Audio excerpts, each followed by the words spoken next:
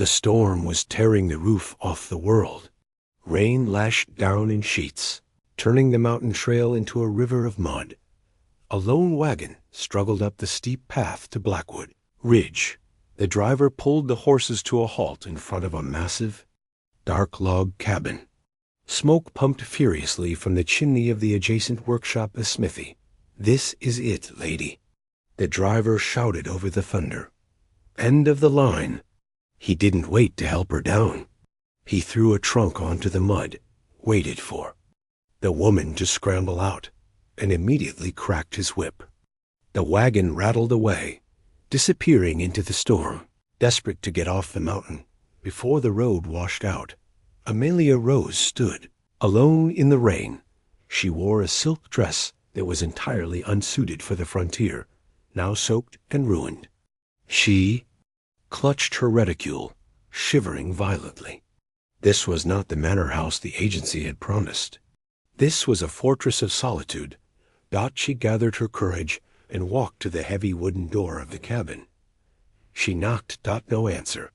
Only the rhythmic clang. Clang.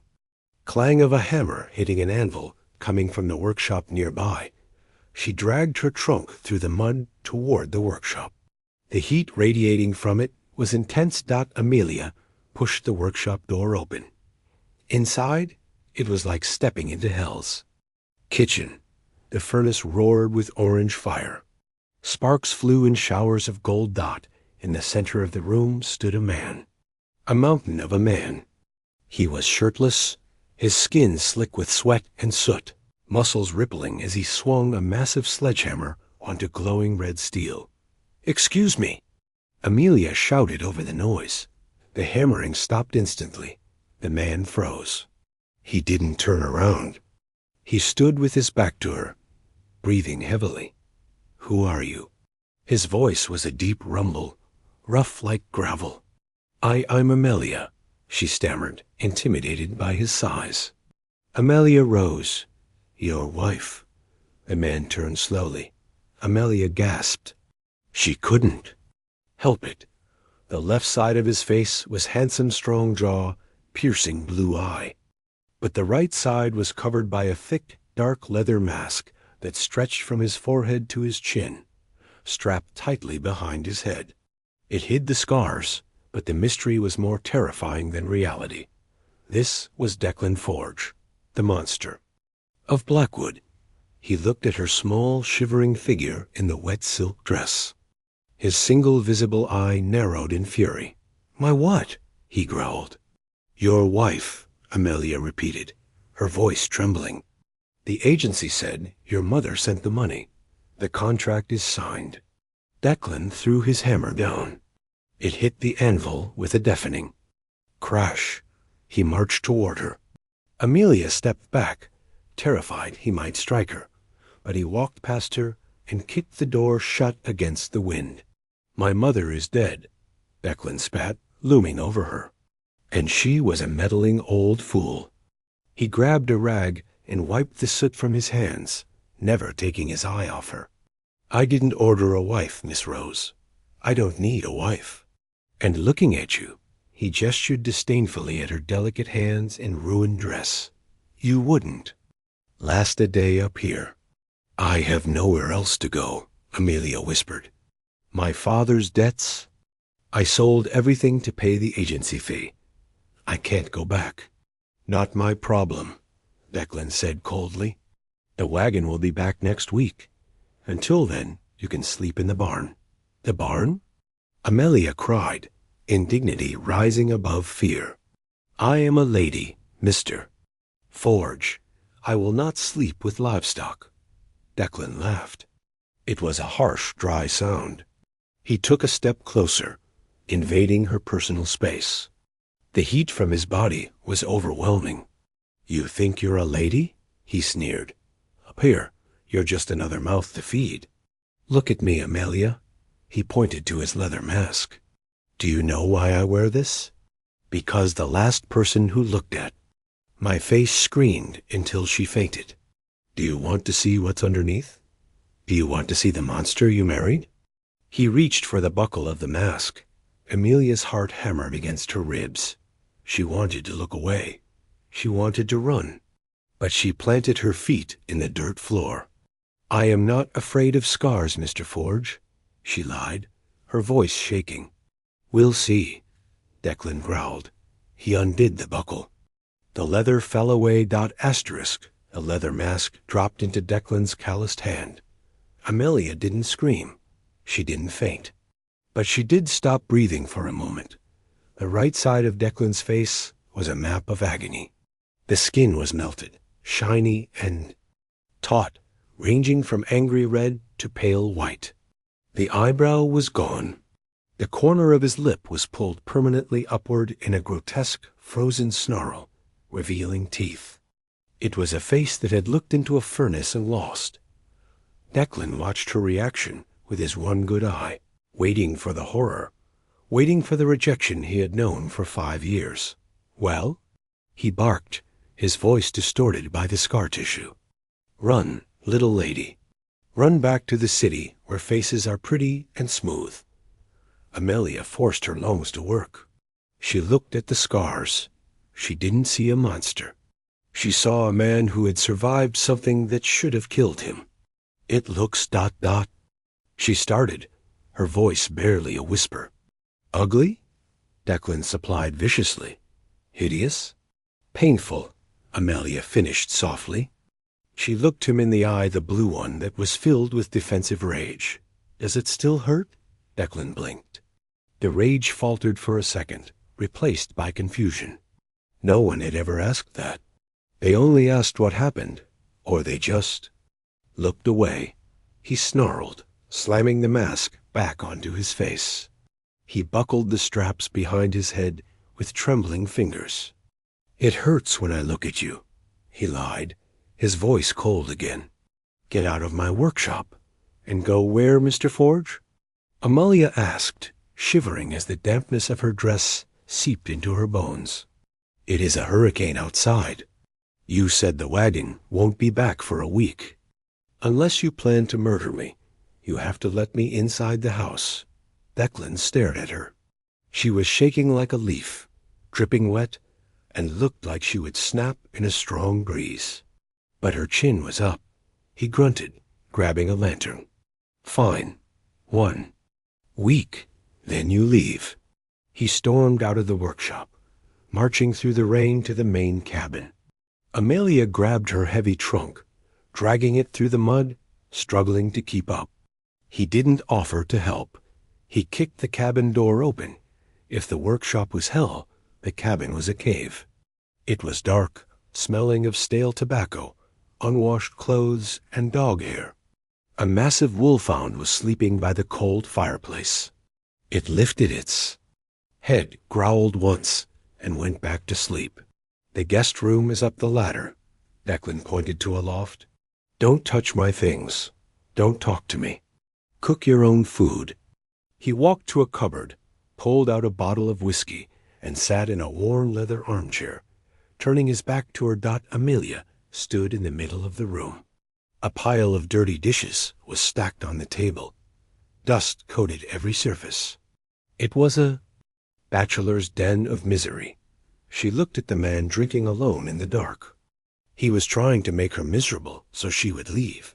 Well, Amelia thought, looking at her ruined silk dress, "I have lost my fortune, my home, and my pride.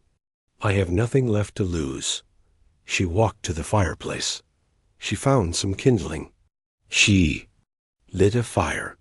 Declan watched her reflection in the window. He expected her to go upstairs and cry. Instead, she was warming the room. "What are you doing?" He grumbled. "I'm drying my clothes," Amelia said, holding her hands to the flames. "And then I'm going to find a broom. This floor is a disgrace." "I didn't hire a maid," Declan snapped. "No." Amelia turned to face him, the firelight catching the gold in her hair. "You bought a wife. And since I am stuck here for a week, Mr. Forge, I intend to earn my keep. Where is the broom?" Declan stared at her. The whiskey burned in his throat. He felt a strange, unfamiliar sensation in his chest. Annoyance or grudging respect? Corner, he muttered. Behind the shotgun. Amelia nodded. She went to the corner, moved the heavy double-barreled shotgun aside, and picked up the broom. She began to sweep. Declan poured another drink. He watched her move. He watched the way the firelight danced on her skin. He hated that she was here. He hated that she was beautiful. But mostly, he hated that when he took off the mask, she hadn't run away. The next morning, Amelia woke up on the hard straw mattress in the loft. Her body ached in places she didn't know existed. The silk dress, now dry but stained with mud, felt stiff and uncomfortable. She climbed down the ladder. The cabin was empty. The fire was dead ash. Outside. The rhythmic clang had already begun. Amelia looked around the messy kitchen. She found a bag of coffee beans and a grinder. She set her jaw. If she was going to be a prisoner here for a week, she would be a civilized one. She decided to fetch water. She needed to wash the floor, and she desperately needed to wash herself. She grabbed 2 heavy oak buckets and marched out the back door. The storm had passed, leaving behind a world of gray mist and knee-deep mud. The air was biting cold. Well was 50 yards away. Amelia lowered the rope, her arms shaking with the effort. When she hauled the full bucket up, the wet rope burned her soft, aristocratic palms. She took a step back toward the house. Her boots slipped on the slick mud. Splash. She fell hard. The bucket tipped, soaking her skirt in freezing water. Amelia sat in the mud, staring at the spilled water. Tears of frustration pricked her eyes. She bit her lip, refusing to let them fall. She stood up, grabbed the bucket, and went back to the well. Suddenly, the workshop door slammed open. Declan marched out. He was wearing his leather apron and the mask.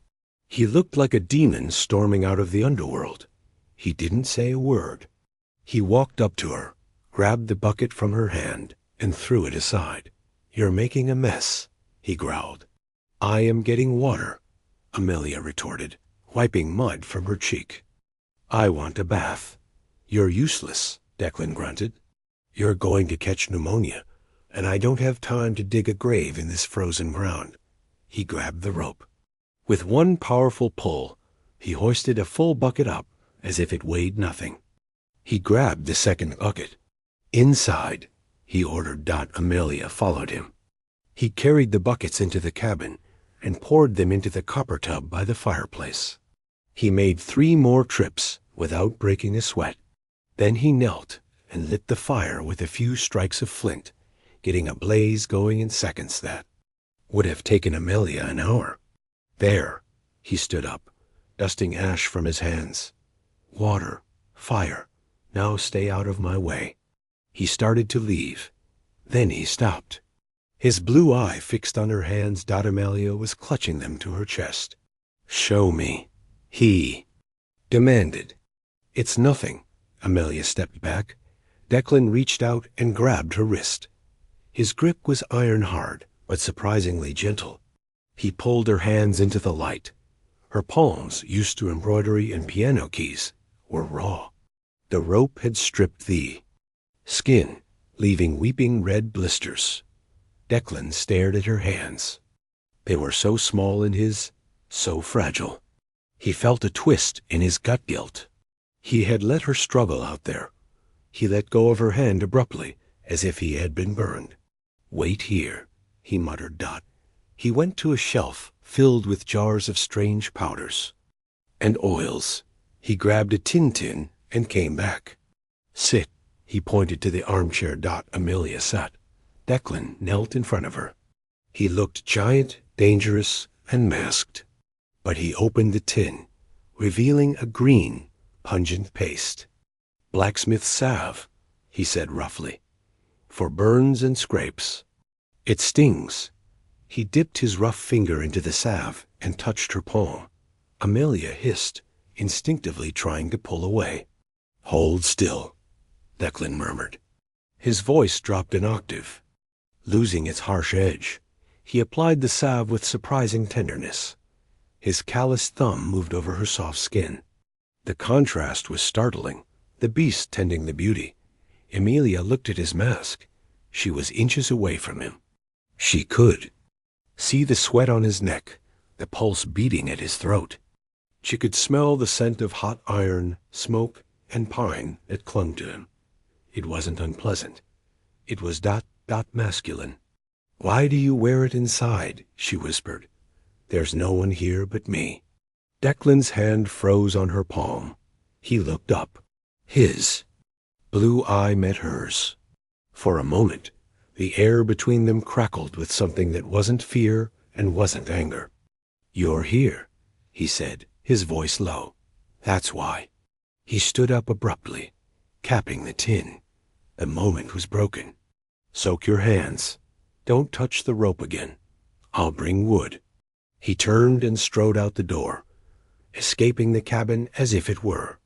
On fire, Amelia sat in the chair, her hands throbbing with a cool, numbing sensation. She looked at the door he had slammed. She touched the spot on her palm where his thumb had been. He wasn't just a beast, she realized. He was a man hiding in a fortress. And for a second, she had seen the drawbridge lower. Asterisk. By sunset, the cabin smelled different. Gone was the scent of stale tobacco and wet dog. In its place was the warm, savory aroma of rabbit stew, and wild sage. Amelia had found a trapline behind the cabin with a fresh catch. She had skinned rabbit, herself a grim task she had learned from a servant back home during the lean months. She had scrubbed the table, swept the floor, and set 2 places. She waited. The hammering in the workshop had stopped an hour ago, but Declan hadn't. "Come in." Amelia looked at the cooling stew. Her patience snapped. She wasn't a porcelain doll to be kept on a shelf. She was a wife, even if only for a week. She filled a bowl, grabbed a spoon, and marched out to the workshop. The forge was dark, lit only by the dying embers of the furnace. Declan was sitting on an upturned crate, his head in his hands, his leather mask unbuckled and lying on the anvil beside him.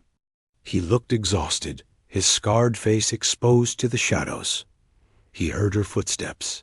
He snatched the mask up instantly, pressing it to his face before she could see him clearly. "I told you to stay out," he rasped, his back to her. "And I told you dinner is ready," Amelia said, stepping into the heat. "But since you are hiding in here like a sulky child, I brought it to you." She set the bowl on the workbench. Declan turned around, buckling the straps. "I'm not hungry." "Liar," Amelia said. "I heard your stomach growl from the porch. Eat." Declan looked at the bowl. It smelled incredible. He hadn't eaten a home-cooked meal in 5 years. He lived on dried meat and hardtack. "I can't eat with this." "On." He tapped the mask. "Then take it off," Amelia challenged. "If I take it off," Declan growled, leaning close to her, "you will lose your appetite. The scar tissue pulls at my mouth. It's not a pretty sight when I chew. It's animalistic." Amelia didn't flinch. She looked at the heavy sledgehammer he wielded, then at the object sitting on the workbench next to the stew dot. It was the water bucket, the one with the rough rope handle that had blistered her hands. Declan had replaced the rope. He had forged a smooth, curved iron handle and wrapped it in soft, polished deer hide. It was a piece of craftsmanship, functional, sturdy, and designed specifically to protect her small hands. Amelia touched the leather handle. She looked up at him, her eyes softening. "You fixed it," she whispered. "The rope was rotting," Declan muttered, looking away. "Didn't want you spilling water all over my floor again." "Thank you, Declan," she said sincerely. She picked up the bowl of stew and the spoon. She held them out to him. "I have seen the face of poverty, Mr. Forge.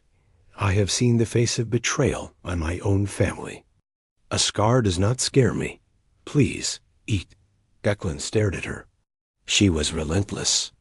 A storm in a silk dress. He slowly reached out and took the bowl. His hand brushed hers. Turn around, he ordered gruffly. No. Amelia, ... I will sit here, Amelia. Sat on a stool near the furnace. And I will eat my own dinner. And you will eat yours. We are two human beings, Declan. Stop acting like a beast in a cage. Declan let out a long, ragged sigh. He sat down on the crate opposite her. The firelight cast long, dancing shadows between them. Slowly, painfully, he undid the buckles.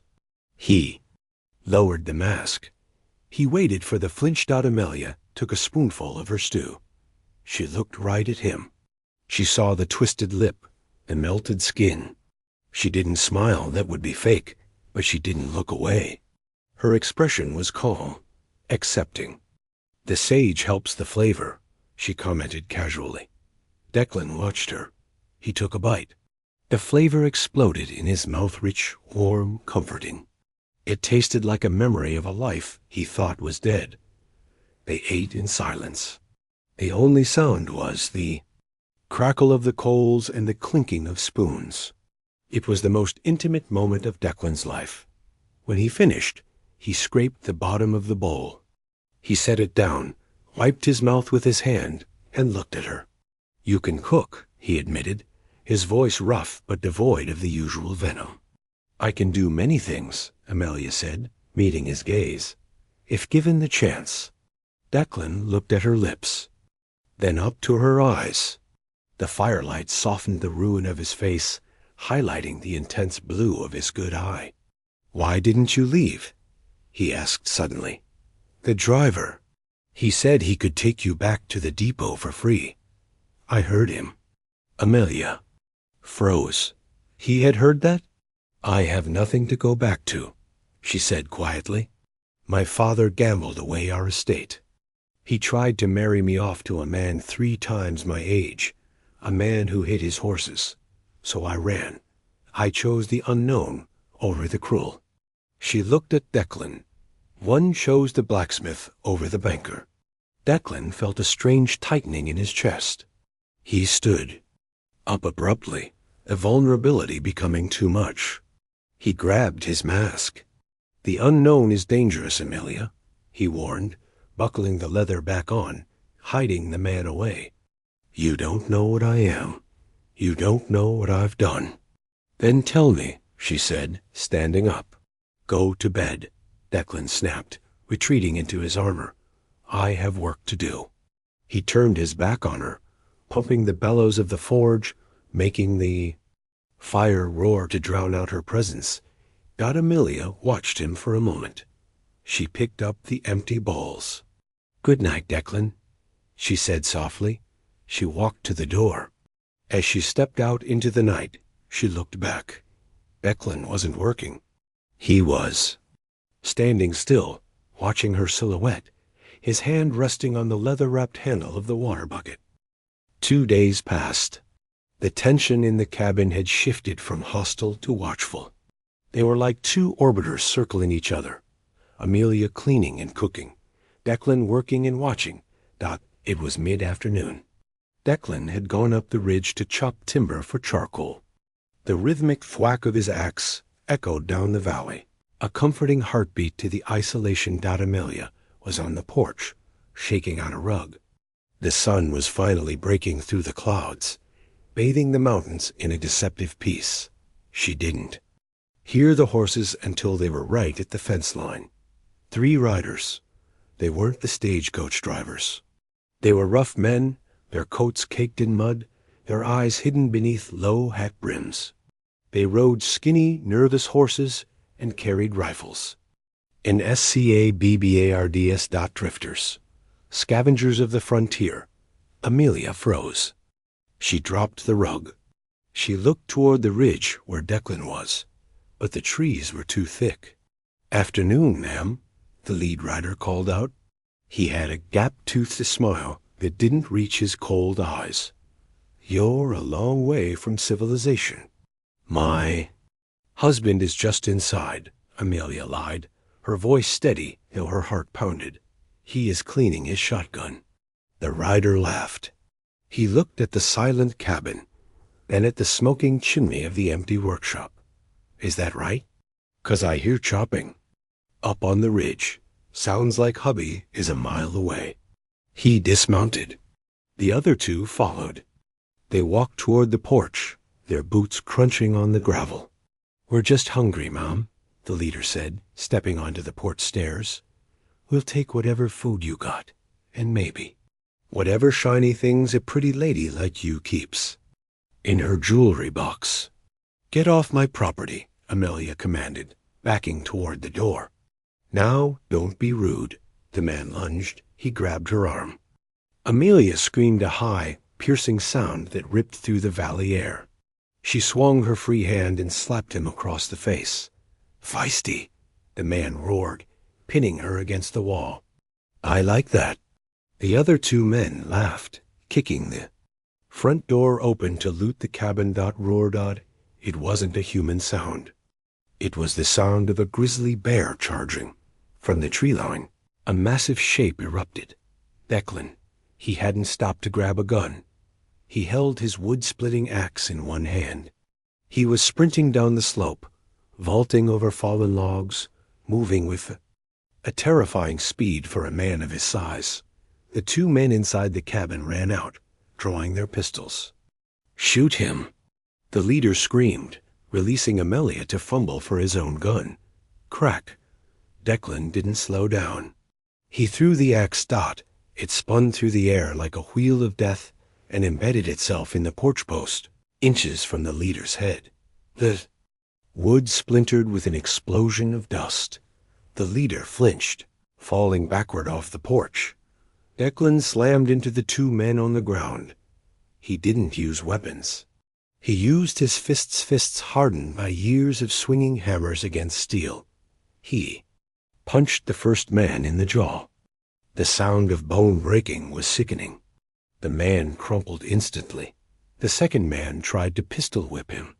Declan caught the man's wrist in mid-air. He squeezed. The man screamed as the gun dropped from his nerveless fingers. Declan tossed him aside like a ragdoll. The leader, recovering from his fall, raised his revolver. You freak! Declan turned. He was breathing hard, his chest heaving.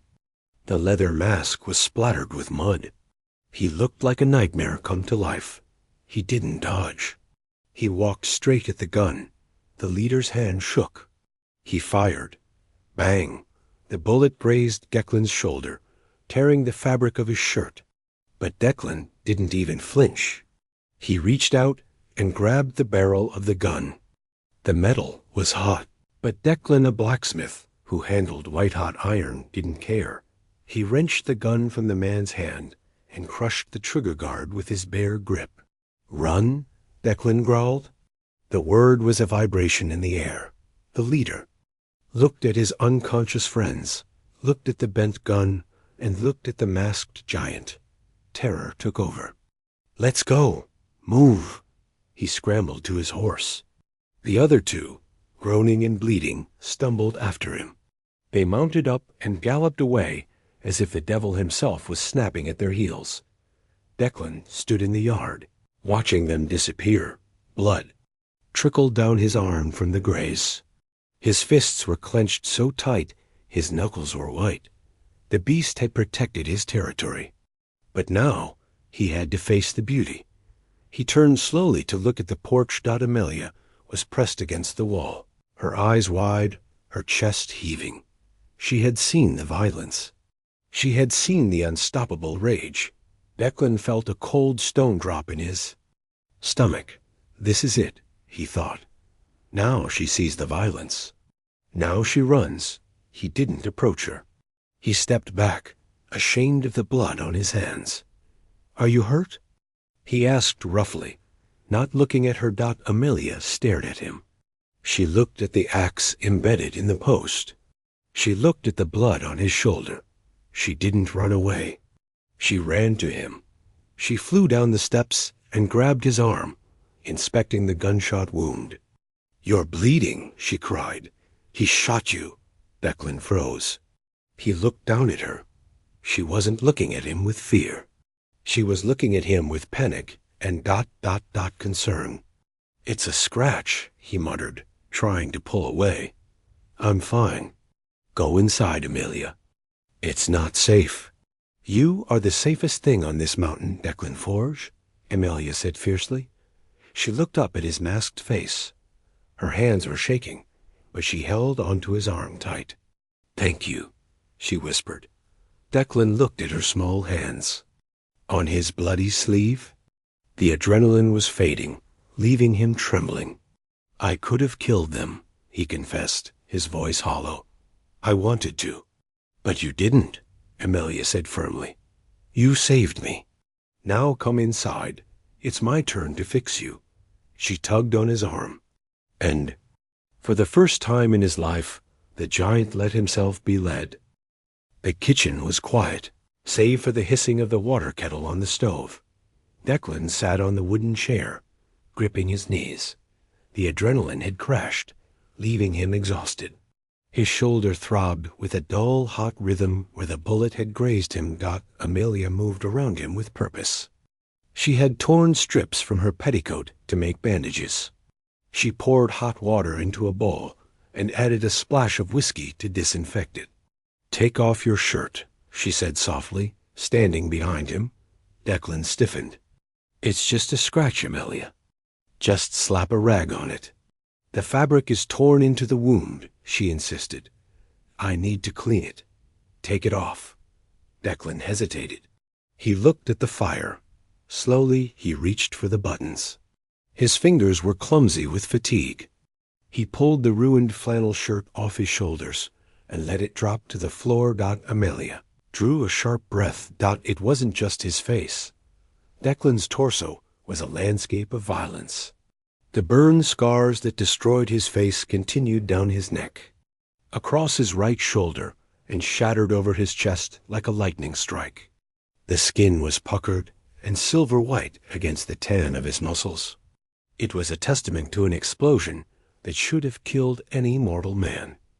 Declan hunched forward, trying to hide himself. "Ugly, isn't it?" he muttered bitterly. "The war left its mark everywhere." "The war?" Amelia asked, dipping a cloth into the hot water. "Siege of Vicksburg," Declan said, his voice hollow. "I was an artilleryman. A cannon shell hit our powder reserve. Everyone else died. I was the only one unlucky enough to crawl out of the fire." He waited for her pity. He waited for her to recoil. Instead, he felt the warm, damp cloth touch his shoulder. Gently. "You weren't." "Unlucky, Declan," Amelia whispered, cleaning the blood away from the fresh bullet wound. "You were strong." She worked in silence, her hands steady. She cleaned the graze, which was deep but clean. The sting of the whiskey made Declan hiss, but he didn't pull away. He anchored himself on the feeling of her fingers on his skin that hadn't been touched with kindness in years. "The mask strap," Amelia said, pausing. "It's rubbing against the wound. I need to loosen it." Declan's hand flew up to the leather buckle at the back of his head. "No, leave it." "Declan." Amelia moved around to face him. She stood between his knees, her petticoats brushing his legs. "Please, let me help you." She reached up. Her hands hovered near his temples. Declan looked into her eyes. He searched for disgust. He found only a fierce, determined tenderness. Slowly, he lowered his hands. He surrendered. Amelia undid the buckles. She peeled the heavy leather mask away from his face and set it on the table. For the first time, she saw him fully in the light. The angry red scar tissue, the twisted lip, the missing eyebrow. But she also saw the way his jaw clenched in vulnerability, the way his blue eye tracked her every movement, terrified of rejection. She didn't look at the scars. She looked at him. She finished bandaging his shoulder, tying the knot securely. Then, without thinking, She reached out and placed her hand on his scarred cheek. Declan flinched as if she had struck him. He squeezed his eyes shut. "Don't," he rasped. "Don't pretend it doesn't repulse you." "I am not pretending," Amelia whispered. Her thumb traced the line of his jaw. "It is just skin, Declan. It is just a map of where you have been. It is not who you are." Declan opened his eye. He looked at the beautiful woman standing in his kitchen, touching his ruined face as if it were precious. His heart hammered against his ribs, harder than it had when he fought the bandits. "Why are you doing this?" he asked, his voice cracking. "You're a lady. I'm a beast." "You are not a beast," Amelia said firmly. "A beast would have let those men hurt me. A beast would have run away. You are a hero, Declan Forge." She leaned in closer. The distance between them vanished. "And," she added softly, "you have the saddest eyes I have ever seen." Declan felt a wall inside him crumbling. The wall he had built for 5 years to keep the world out. To keep the pain out, he reached up.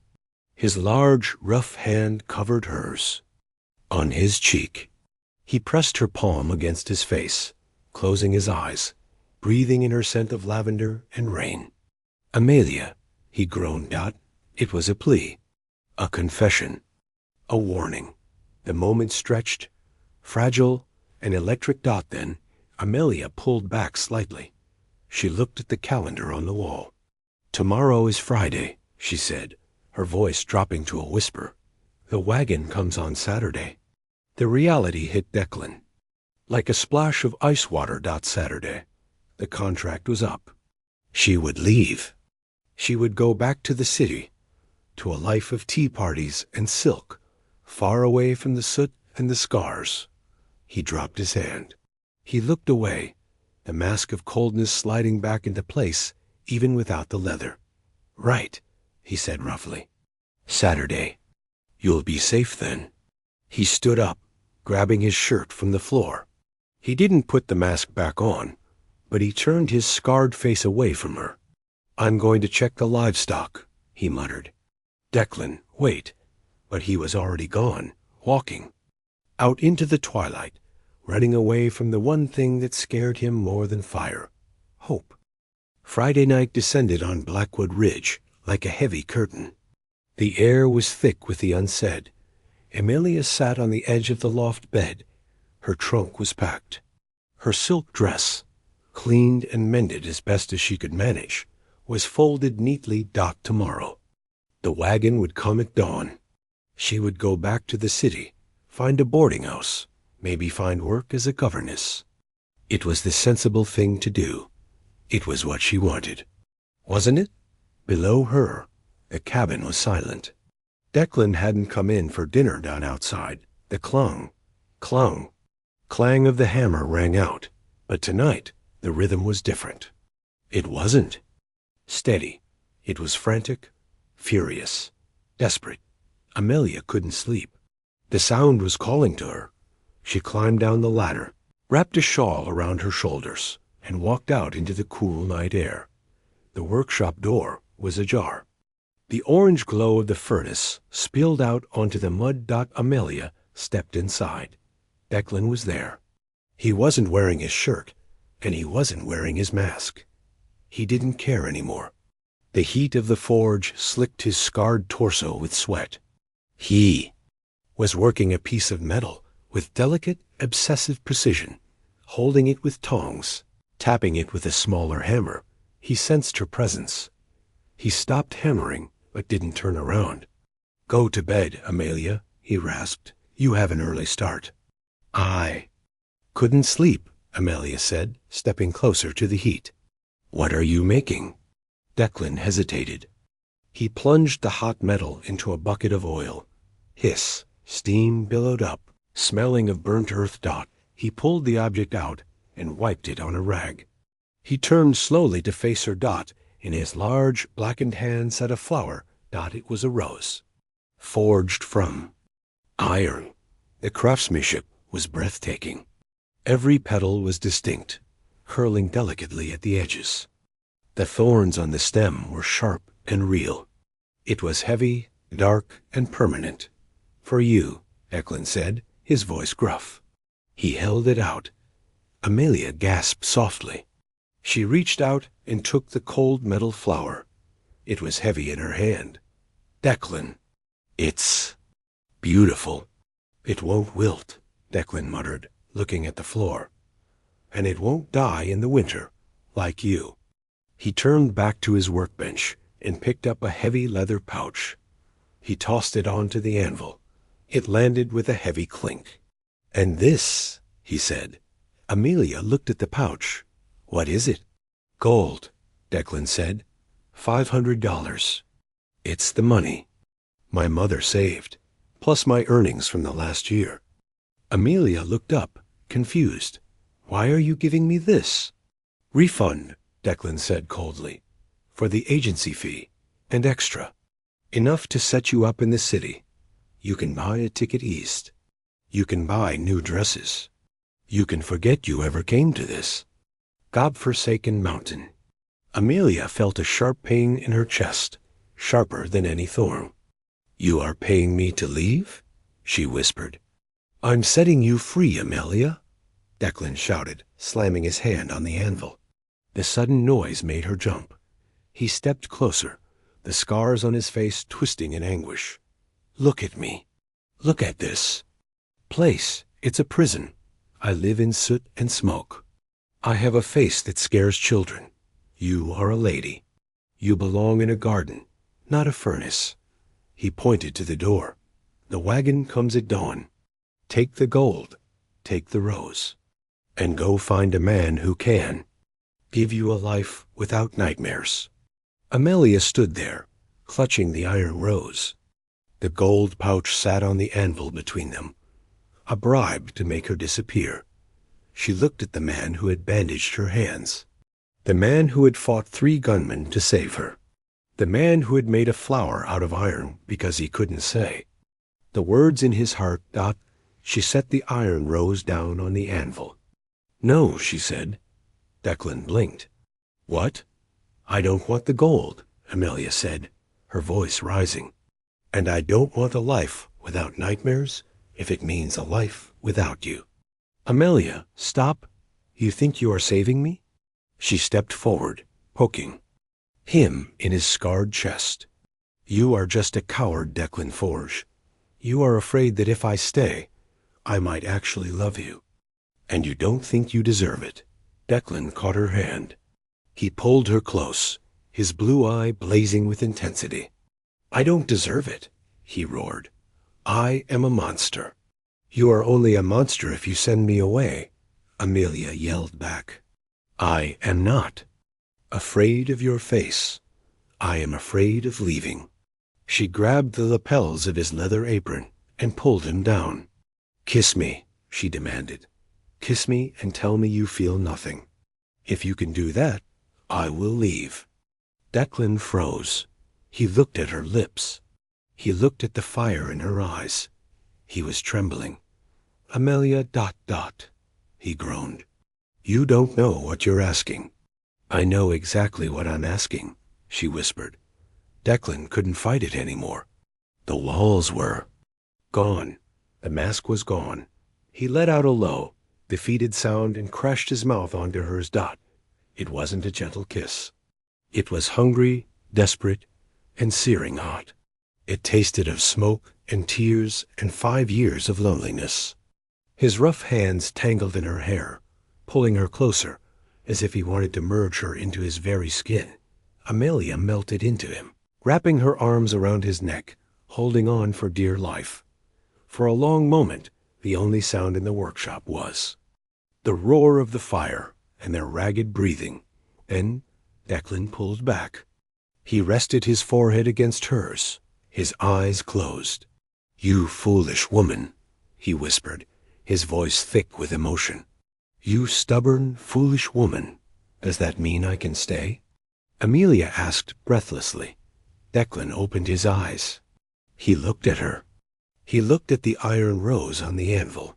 Before he could answer, the sound of a rooster crowing cut through the night. Dawn, and with it, the distant rumble of wagon wheels on the mountain road.